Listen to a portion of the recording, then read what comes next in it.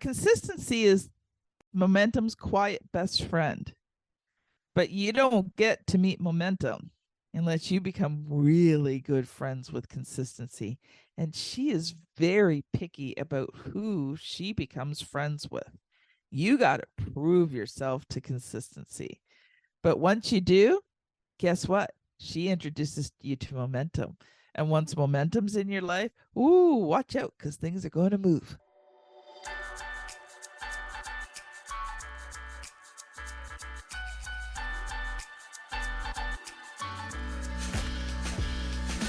You are now listening to the podcast where authors inspire listeners to become authors, the Going North Podcast. I'm your host, certified self-leadership trainer, best-selling author, and book enthusiast, Dom Brightman. And you're going to be listening to a different author that will inspire you to join the business of immortality, known as authorship. Now let the fun begin.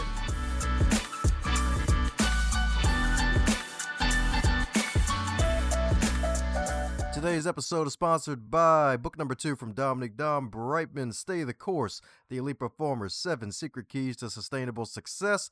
It is the field guide to help unleash the elite performer that is inside of you. Cop it today on Amazon.com or heading over to dombrightman.com and snag it in book, ebook, and audiobook, so that way you can take it on the go and get yourself on the go to your northbound success. And today on the Highlight Reel Builder for Authors, known as GMP, the Great, Glorious, and Glamorous, is the Going North Podcast. We got another super special, awesome human for you today, because in the words of one of my favorite video game characters, Big Smoke from GTA San Andreas, it's time to return the favor, baby, because we got a host special in the building indeed. That's right, indeed, because yours truly's got another wonderful guest who is a bookcaster, y'all, and she ain't your regular, ordinary, everyday bookcaster. She's an international best-selling bookcaster because she not only has written books, she's also a podcast host as well. So she's casting out pods and writing bestsellers. And the funny thing is, she's actually a best-selling publisher too, because she is the chief visionary officer of RTI Publishing, and she's also an award-winning speaker. So let's give it up for the extraordinary word ninja herself,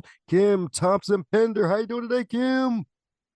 Awesome, Dom. And, I was excited to come on today because, listeners, I had Dom on my podcast, Author to Authority. It was an incredible episode.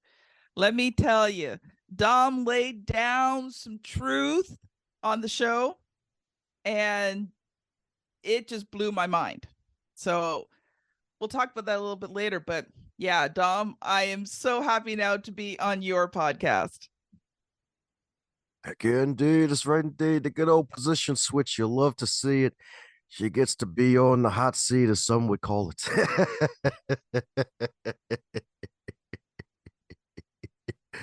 But it's all good, though. We keep it lukewarm here and deep. Don't want to grill you or burn you or broil you. We don't do that here. We save that for 60 minutes. Oh, this is going to be fun. I guess speaking of 60 minutes, interviews aren't allowed to be that long, let alone 365 years long. So am I filling in any cavities I may have missed about the Special K herself?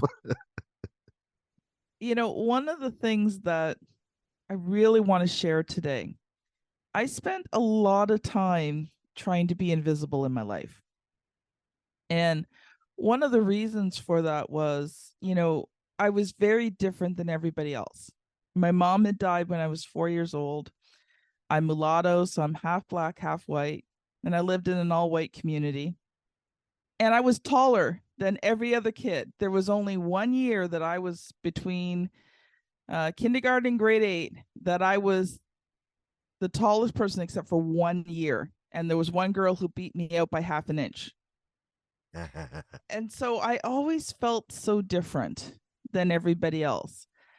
And I got tired of being picked on all the time and being pointed out and being the one who was different. My friends got to go home and their moms made them dinner and helped them with their homework. And And I'm not saying my dad was bad in any way, shape, or form. My dad was amazing, but he was still just one person trying to raise two little girls on his own. And so, a lot of the things other kids got, I didn't get. And I was told when I was 7 years old by a teacher that I shouldn't write because I wasn't a good writer. And I carried those words for 30 years. And that was part of what made me want to be invisible. So, what I want to talk about today and share about a little bit is, how do you become more visible? As an author, it's easy to hide behind your book and not get out there and not have to talk to people and not promote yourself. But if you wrote your book to help people, whether it be fiction or nonfiction, then how can you help them if they don't know about your book? So that's a little bit. I hit a point about, I don't know what year is it, 2023. So what, 12 years ago now? I decided I wasn't going to be invisible anymore. I was going to be me. I was going to let people see me, and I was going to shine. And the thing I learned is I'm not everybody's cup of tea. Guess what? I'm okay with that. But I am some people's cup of tea. And so I write things and I do things and I come on these podcasts so that if you're my cup of tea, I can bring something of value to you. So I'm no longer afraid to shine. Woo! That's what I'm talking about, indeed. That's right, indeed. She's my cup of tea. That she is. And heck, her last name has tea in it. So she better be your cup of tea. Shoot. That's right, indeed. We got all this green tea out here. Kim tea is always great, too. Shoot. That's what I'm talking about, indeed. That's what I'm talking about, indeed. Hey, congrats. The preteen anniversary 12 years ago decided to come out of hiding, come out of that darn turtle shell and see the light. That's right, indeed. That's right, indeed. So, what was the metaphorical baptism like? What was the turning point for you deciding to say, you know what? I'm tired of being invisible, dang gummit. Let me become visible and actually talk about the good work I'm actually doing to help out other people. So the turning point was when I decided to get my own website. I know it's strange, but I'll explain. I had always wanted a website. But even back 12 years ago, you could do it yourself, but it was pretty hard. Like, it was not an easy thing to do. You'd really have to know what you were doing. And I was in business, and one of my business mentors had a special deal where he would set up your website for you, and it was a price that I could afford. And I went to my husband and I told him how much I really wanted this website, and I'd wanted this website for a long time. And he finally looked at me and he said, "Okay, you can get a website." And I'm like, so we began the process. And one day he sends me an email and he says, "Kim, your website's almost done. We just have to set up your blog." And I emailed him back, "What's a blog?" See, I had been reading blogs for quite a while. I just didn't know what they were called. And I'll never forget the first sentence he wrote back to me. "Well, Kim, you have to write." And after that, I was in a God-inspired crisis in my life. Because all of a sudden, those words, you see, those words that the teacher had spoken to me had been sitting in the back of my mind. I actually didn't know they were there. They had just been subconsciously affecting me for a very long time. And that moment, I realized those words screamed at me, "You can't write. You're not a good writer." And I was actually kind of caught off guard because I'm like, wow. And I started to think about those words. And I went through a process where I remembered what that teacher had said to me. I hadn't thought about it in years and years and years, but all of a sudden it was like those words. And I had to make a choice. Was I going to let those words continue to have power in my life, or was I going to let them go? So I went through a whole process, and part of that process was accepting my responsibility. And the truth was, is I really drove that teacher to say those words to me because, I was a 7-year-old grieving little girl who didn't have a mother, and I emotionally overwhelmed that poor teacher every single day. I wanted her to affirm me and notice me and pick me, and I wanted her to be my mom. I used to go home at night and dream that my dad would marry her. I don't know whether she was married or not, but in my dreams my dad married her and she came to live with me. So, when she told me that, it wasn't because I was actually a bad writer. It was because she had to push me away because I was just overwhelming her so much. I mean, I'm pretty sure back in the late 60s, early 70s, they didn't have courses in teachers college on how to deal with a 7-year-old grieving little girl. And so I took responsibility for my part and I forgave her. But then the hard part came. I mean, you would think forgiving would be the hard part. That wasn't the hard part. Now I had to write. And I remember that first blog post took me 3 days, and back then I wrote everything out by hand and then typed it in because my typing was really slow. And I probably had about 50 or 60 crumpled pieces of paper on the floor by the time I was done, because I kept starting, stopping, and then erasing, and then the page would rip and I'd start all over again. So 3 days later, I had about 2-page double spaced blog post. It was probably about 400 words. And I gave it to the webmaster. He put it up for me. And then I had a couple of people read it. And I didn't want to, but I knew I had to. I had to get feedback. And they loved it. And they thought it was helpful. And it gave them some ideas on some things. And well, that was all this 40-something-year-old heart needed. And I began to write more. And that was when I really decided that was the beginning of the process of me coming out of my shell. And then the books. The story is way too long to tell because it would take up the rest of our time together. But needless to say, I came within a hair's breadth of not publishing that first book all those years ago. And the computer almost went out the window, I don't know how many times, because I had to learn how to do everything myself. I didn't have money for courses, and courses were very expensive back then. I would Google everything and then have to search through Google to find the right answer. And then normally it didn't give me the full answer, but it gave me a part answer. And sometimes there would be like a $10 course I could find just to solve one little problem. So the process of writing those first 3 books was torturous. But I'm so glad I did it. It was worth it. And then in 2015, so by this point, I'm an established author. I've got a few books out. They were business training books on, at that time I was in network marketing. So just how to build a network marketing business. I had seen not really any success, but my books had good reviews. People enjoyed them. 2015, my son's getting married, and very expensive year. And we also had 2 vehicles we were driving by faith. So Dom, I don't know, have you ever driven a vehicle by faith before? Yeah. That's when it's no longer repairable or it's not worth repairing anymore, but it's in really bad shape. So you get in the car and you pray that you make it to where you're going to go. You do what you have to do. You get back in the car, you pray and make it back home again. It was one of those years.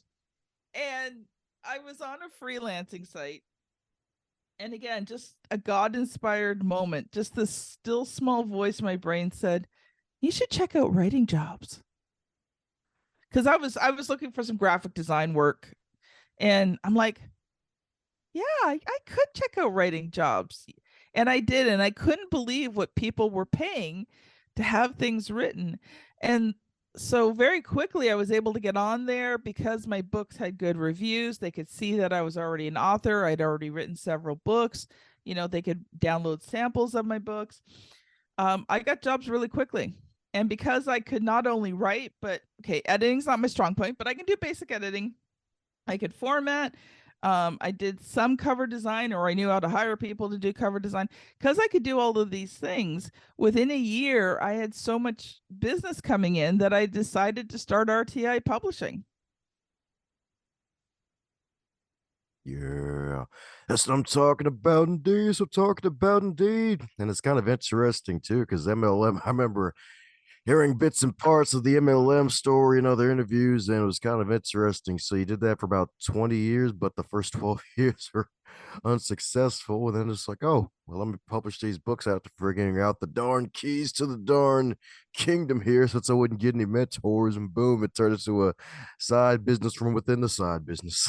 That's kind of now the main business, right? uh and those years between, when I first wrote those books and when I started RTI Publishing, I started to realize the power of the written word, and how, when you publish books, it changes people's lives. Like there have been fiction books that have changed my life. And the principles that were taught in that fiction book just went deep down inside me. Obviously there's nonfiction books that have just, the Bible. I read it every day, right? It's a book that changes my life every single day. So books change people's lives. And I remember a few years ago, this was probably about 2017, still in the beginning stages of RTI Publishing. And I remember just, when you have those God conversations that aren't so pleasant. And I was kind of at a point where I felt like I should start shrinking back again. I was going into uncomfortable places, and I felt God say to me, I created you to make a difference in a group of people's lives. You have something they need. How dare you not shine so that they can get the things that I created you to give them? That was a holy yes, Lord moment. And I realized that I have something that people need.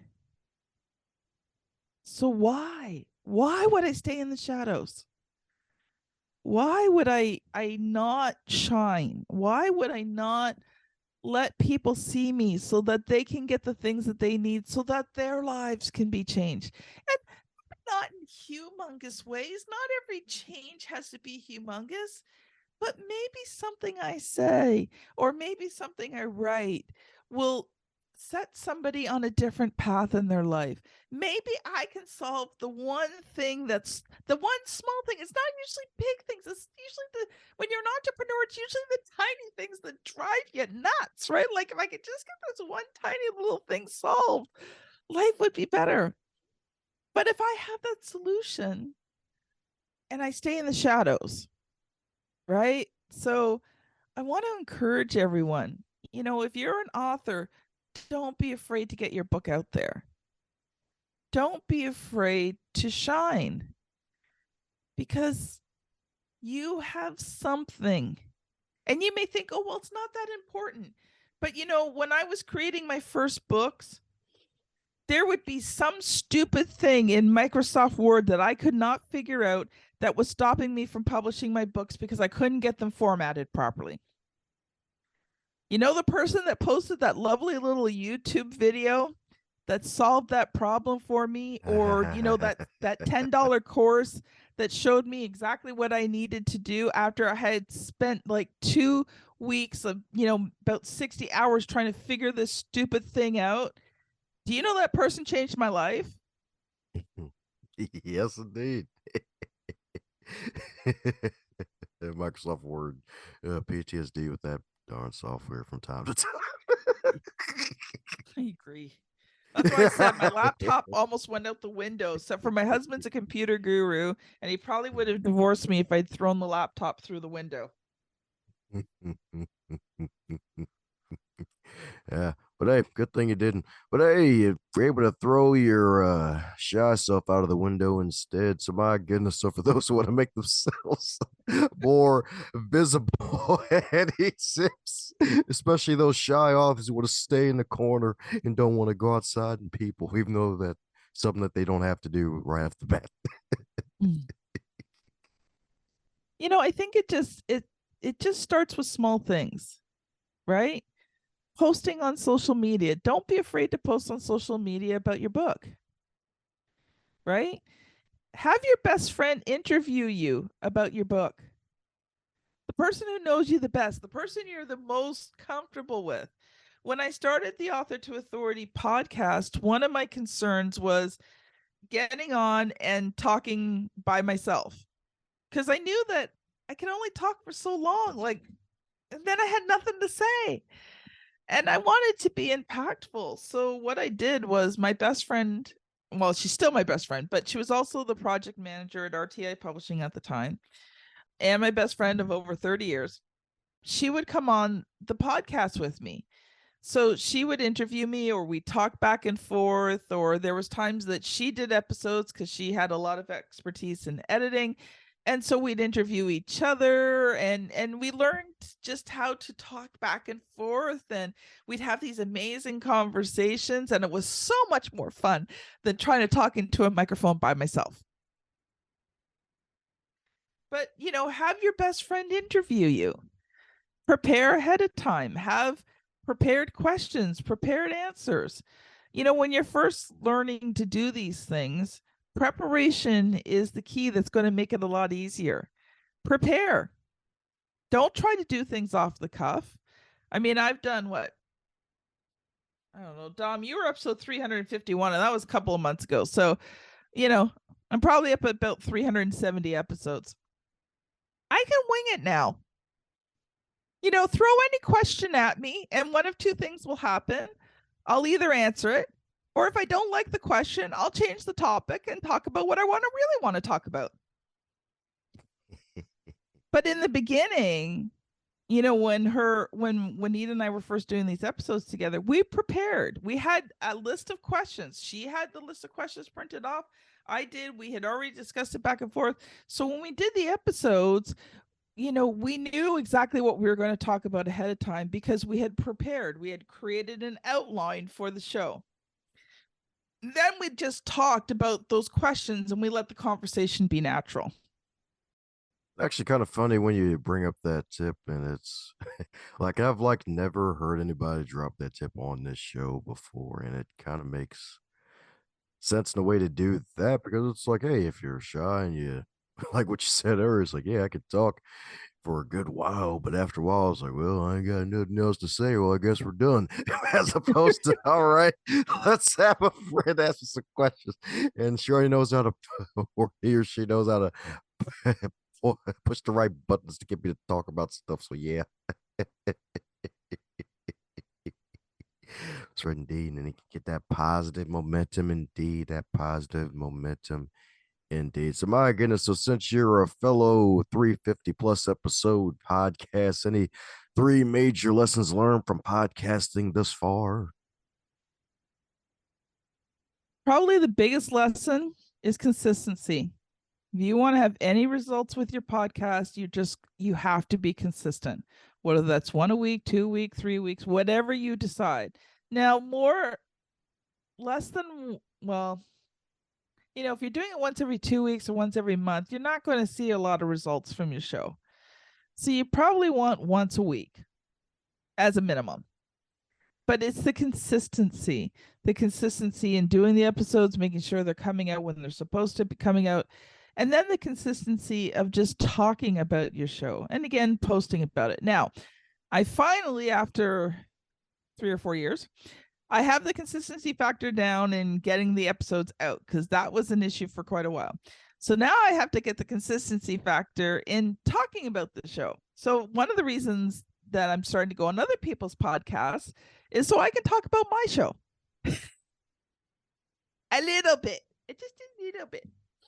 Hey, best way to grow your podcast, to be honest, it's still one of the best ways, indeed. That's right, indeed. Because, hey, when you go on other shows that have similar audiences like to listen to stuff, it'll be good for you, especially since this show is about authors and your show is called Author to Authority, indeed. So, how do you take folks from just a wonderful author to help them get their full dominatrix outfit on so they can be an authority? Let me stop. I'm a thought leader. I'm not into that kind of stuff. It's the Going South podcast now, baby. Trap door activated. I'm this nice, polite Canadian. Like, um, the important thing is visibility, and that's what our show talks a lot about. Is, what areas do you need to get visible in? What systems do you need to put in place? And it's not just for authors, it's for, consultants, professionals, speakers. We cover a lot of business topics. We talk a lot about sales, marketing. We talk about book publishing. So, if you're an author, you'll get something out of it. But if you're an entrepreneur on top of that, you're really going to benefit from the show. We talk about sales, marketing, communication, networking, social media, a lot on business building, getting the basics down, and then how do you take things to the next level? How do you shine in a world where there's just so much going on? How do you gain that visibility so that when people hear you, the first time they hear you, they go, wow, that's someone that I want to follow. And that's what we talk about on the Author to Authority podcast. And Dom, your episode was amazing because you talked about how authors should start a podcast to get visibility. And so if you're listening and you want to listen in on that episode and hear Dom's brilliance, that was episode 351 on the Author to Authority podcast.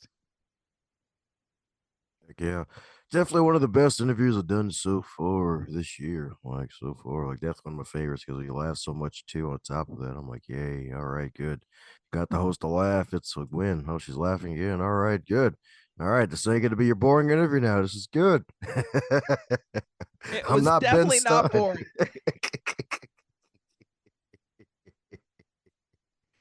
So my goodness, so since you're a fellow child of the King, always invite Christians to share the salvation testimony on the shows for those who may be curious. So my goodness, how'd you become a Christian, Kim? A lot of it had to do with my grandmother. When I was little, my grandmother was a very godly woman. She was the matriarch of the family. And I didn't really know who Jesus was, but I knew my grandmother believed in God. She read her Bible, she prayed, she went to church, she believed in God, and she went to heaven when she died when I was 12. And so I knew that. That's what I knew. And from the time I was 12 till I was 17, I mean, that was really strong in me. I knew God was real. I didn't know who he was, but I knew he was real. And so I would pray. I'd say the same prayer every night. I had my grandmother's King James Bible. I would try to read it. I didn't really understand it, but every once in a while I'd try to read it. I especially prayed when I was getting in trouble, and I would ask God to get me out of trouble. But when I was 17, my best friend Juanita, the one we were just talking about, she gave her life to the Lord. And so she started telling me about God and started inviting me out to things. And I started going to church. And there was a Christian concert. And she invited me to the Christian concert. And, by this point, I hadn't confessed Jesus as my Lord and Savior, but I believed. I was already believing that.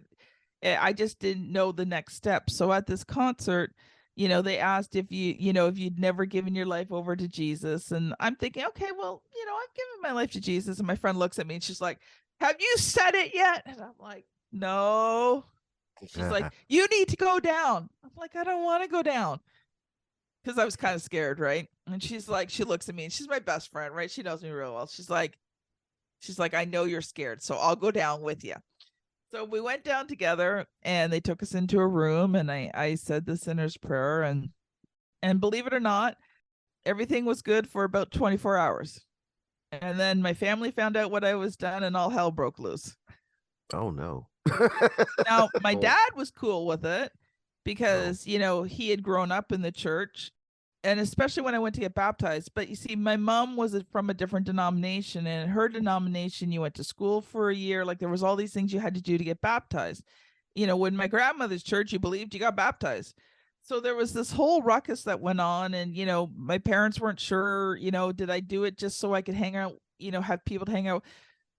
So it was a really hard time after I gave my heart to the Lord, but God was always with me, and I had good leaders and good teachers and good pastors who were teaching me the word of God, and I was hungry for it. I mean, I was spent every day in church. I mean, I was only allowed to do so much church. My parents said, "Okay, you can do this, but you can't do anything else." So I did as much church as I could, and I just sat and I learned and I grew, and God every day just became more real to me. And I am now 52, and I have served him since I was 17, and I can tell you I have never regretted one moment being Christian. Has it been hard? Oh yeah, there have been some very hard times, but the Lord has been with me throughout all of it. And that has made the difference. I mean, being a Christian doesn't mean that everything's rosy and easy and all that. It's not. We're part of this world. We go through hard times. But the difference is when I go through a hard time, I've got God, I've got my family, I've got my church family. I just have a lot of strength behind me helping me to get through the hard times. Heck yeah. That's right indeed. Turning boulders into pillows. You love to see it. That's right indeed. That's right indeed. And it's actually it's kind of funny looking back at certain things because of the whole denomination thing where it's like, oh God, no, she didn't go to the school for a year before she got the baptism, as opposed to the other denominations. Like, man, forget all that, man. We're gonna baptize her now. Right indeed. We don't know what the heck is gonna happen in 24 hours. Let's do this now. That's right indeed. So folks can know the symbol can be freaking real. That's right indeed. That's right indeed. And she's still strong decades later. Y'all love to see it. Y'all love to see it. And my kids Some serve the Lord too. That's what I'm talking about too. Even better. That's right indeed. That's right indeed. Even better and not butter in that case. That's right indeed. That's right indeed. So my goodness, so since you've been on so many interviews on both sides of the microphone, is there a question that you wish folks would ask you more often? Wow, that's a stumper. Well, actually, most times I don't really get to talk about my faith too much. So I want to say thank you, Dom, for giving me an opportunity to share more about that. That's something I don't get asked. Um, I actually there's usually the questions I get asked, are about, what's it like to publishing a book? How hard is it? How much does it cost? How long does it take? All of those kinds of questions. One of the questions that don't get asked very often is, what are some of the results that you can see from publishing a book? And, what are realistic results? I'll And go if on you want, ahead. I'll answer it. I ain't going ahead. I ain't gonna stop your realistic results. Folks want that real. That's right indeed. So here's the thing: writing and publishing a book is not a field of dreams. If some guru has told you that you're going to write a book and everything's going to fall in your lap, that's a pile of lies. Your book is a marketing tool, right? And it's only good the amount that you use it. Now, I'm talking predominantly nonfiction books. If you're writing a nonfiction book, to promote yourself, promote your business, that kind of thing. But even in fiction, your book is only as good as much as you promote it. So you want to see results from your book? People have to know it's there. You publish it on Amazon, it gets lost in the millions and millions of books that get published every year that never sell a single copy. Amazon's not going to promote you. And people have this perception that they want to get published by a traditional publisher. They don't promote you either. So you have to do all of your marketing even if you're traditionally published. Now, if you're a big star and you've got millions of followers and all that, they will throw some advertising money at your book. But if you don't have an audience, even the likelihood of you even getting published in the first place is very low. But even if you did, you would still have to be doing all of your own marketing.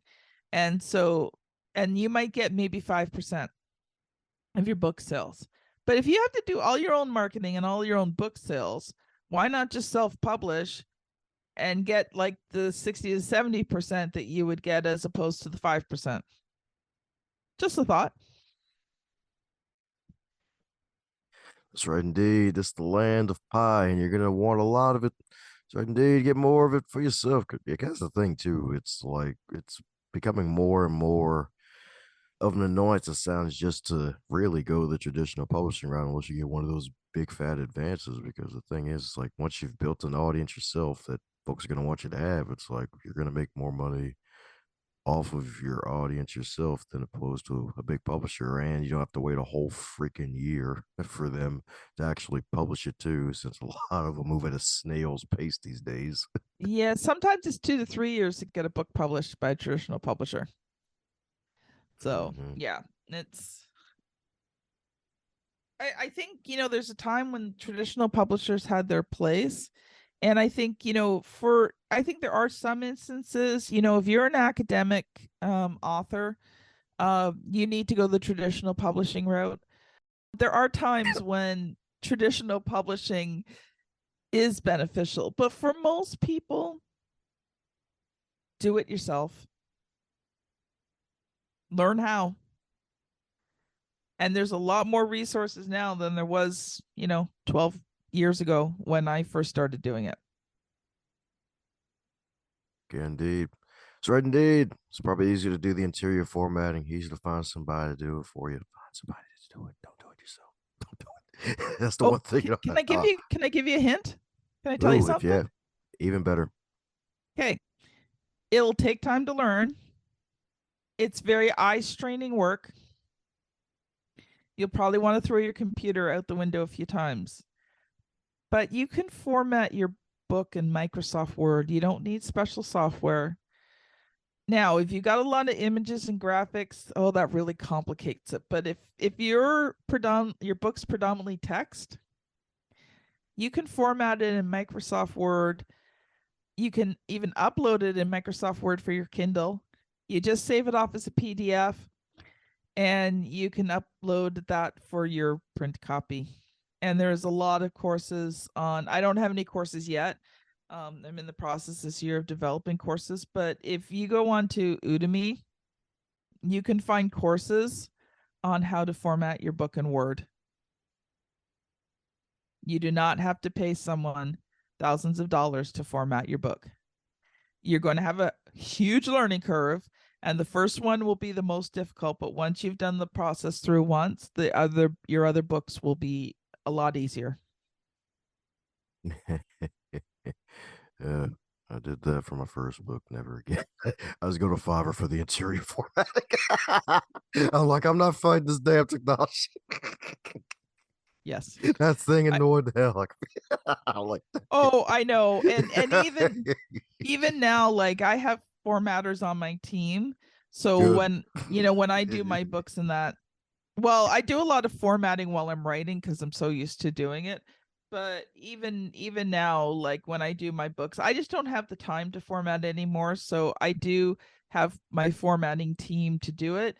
But the point I'm trying to get across is if you do not have the money to pay a formatter, you can probably get courses for like a couple $100 or less. And yes, it's going to take you time, and it will be frustrating. But if your dream is to become an author and that's the one thing holding you back, you can do it yourself. Now, do I recommend it if you have the money? That is one of those things. If you have the money, pay someone else to do it. But if you don't have the money, don't let that hold you back from becoming an author. That's what I'm talking about indeed. That's what I'm talking about indeed.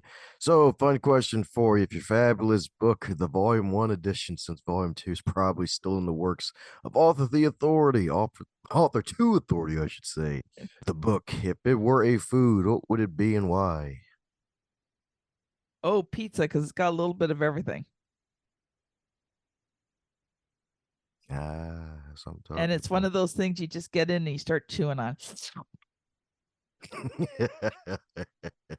It's ooey and it's gooey and it's spicy, and it can even be healthy. I mean, pizza, if you think about it, pizza almost has all of the food groups if you do it correctly. It's got the bread, right? The crust. It's got tomato sauce and any other vegetables you choose to put on it.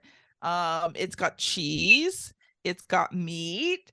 So really, it done properly, it's a complete food group in itself. And that's what the book is about too. It gives you a very broad overview of what authority marketing looks like. So how do you position yourself as that go-to person? How do you gain the visibility? And we look at it from, several different I look at it from several different angles. Sales and marketing are your key starting points. If you're in business, you have to know how to market and market yourself, and you have to know how to sell. If you don't have those two, you don't have a business to begin with. So a lot of the book is focuses on those first two um, things. And then we look at social media, networking, communication. If you want to be seen as the authority in your niche, depending which country you're from, you have to be able to communicate well in both spoken and written, because people will judge you by the one that you're weaker at, not by the one you're stronger at. So you need to balance those two out. How do you come across on social media? People do check you out. When you start to get noticed, they will check out your social media. How are you presenting yourself on social media? Are they checking you out and seeing pictures of you partying? Or are they seeing you being that thought leader? So we talk about a lot of different things. At the end of the book, we talk a little bit about promotion. And that's more once, you become more established. How do you go from a one-to-one model? And I recommend, if you're still new to business, if you're still new to entrepreneurship, working one-to-one is the best way to learn all these skills that you need. So you approach one person, you talk to one person, you convert one person. Now, over time, you will start to do more one-to-many. So like this podcast, I'm doing this once, it's going out to many people. But there are skills that you have to learn to be able to do that successfully. If you're not good at communication and you think, okay, I'm going to go on all of these podcasts, and you go on as a guest and you don't know what to say, someone asks you a question, you flop all over the place. What kind of impression are people going to go, oh, I want to work with that person? They're going to go, well, I'm just going to shut this episode off, and hopefully Dom has a better guest on next time. Oh man, oh man. If they even let the episode air. That's the other thing too. Definitely the other thing too, indeed. That's right, indeed. The power of being an author to authority. It's a whole pizza. That's right, indeed. I'm actually surprised I haven't gotten the pizza answer in like ever. It's been probably a couple, well, not a couple hundred episodes. It's at least been 100 episodes of Soul Said Pizza. I'm like, man, y'all tripping these days. Like, they got cauliflower pizza out there now, for God's sakes. Like, come on now. Haven't tried that one yet. Yeah, it's all right. Yeah, 3 out of 5 stars. Mhm. Yeah. Vegans love it, but hey, that's all for them. That's all for them, indeed. So we're coming down to the magical question that every guest gets to receive. And if folks are dyslexic, you're already this age by default anyway. So if you're to wake up tomorrow and you were 25 again, but you're still in 2023, what advice would you give to yourself? Good question. I think two things. One, don't be afraid to shine. And two, be consistent about it. That's how you build momentum. So, do you got time for a very quick story? Of course I do. Okay. So, consistency is becoming my new best friend. Now, her best friend is momentum.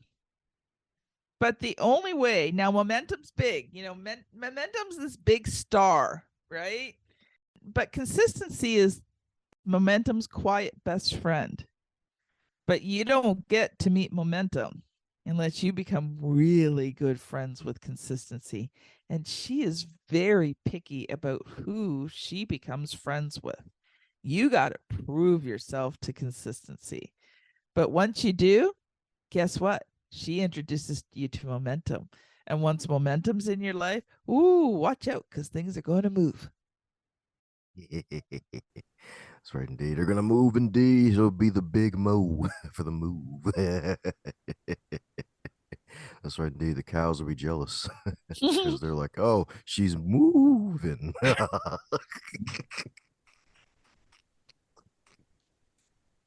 Oh, no.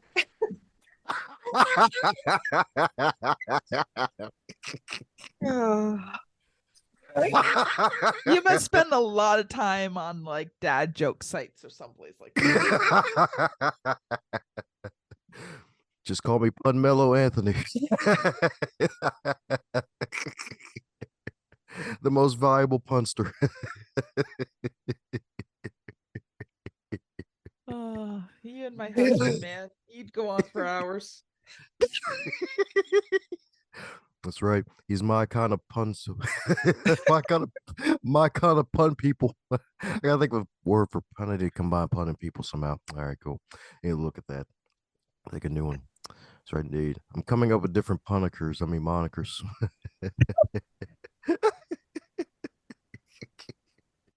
Oh, Well, before Captain Panisma continues to appear, folks need to appear on your site and stay on it and keep up with your journey because I'm sure you got some exciting developments in the future for folks to need to keep up with indeed. So for those who need to do just that and more, what's the best way for folks to do so, Kim? so the best place if you actually want to have a conversation with me is LinkedIn. It's Word Ninja Kim. Look up Word Ninja Kim on LinkedIn, Kim Thompson-Pinder. I'm the only one, pretty easy to find. If you want to get the book, go to Amazon.com or Amazon.ca or wherever you're listening and type in Author to Authority Volume 1. If you type in Author to Authority, Amazon will not show my book. So if you type in Author to Authority Volume 1 or Author to Authority Kim, my book will show up. And of course, the Author to Authority podcast, and that's authortoauthoritypodcast.com. You can also find it on all major podcast apps, and we'd love to see you on there. Heck yeah, indeed. Check that podcast out like a library book. Check out copies of her books like library books indeed. So indeed, heck, buy some copies of her magical book. Share with your friends, family, cat, penguin, dog, camel, heck, even a giraffe indeed. And then put a copy of Kim's book on top of a giraffe. So that way they can know that book is the authority.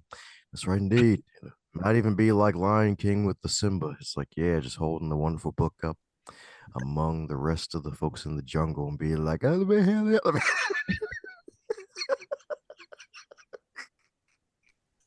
Oh, I'd suggest coffee, Dom, but I have a feeling it's worse. Oh no, coffee. Maybe a nice chamomile tea or something as we start to close this out. Well, that's my usual sales. My used car salesman bit for extra emphasis. That's right, indeed. That's right, indeed. So they're right, folks. Find a giraffe, stick Kim's book on top of it, stick all of our books on top of the giraffe. It'll sit high. It'll be the authority. Indeed. Well, before I go any more deeper to the rabbit hole and to the whole entire animal kingdom, any parting word before we close up shop, Kim? So I guess the main theme of today's podcast is don't be afraid to shine and don't be afraid to get your book out there and let it make a difference in people's lives. If you're hearing this part of the episode, that means you're one cool individual.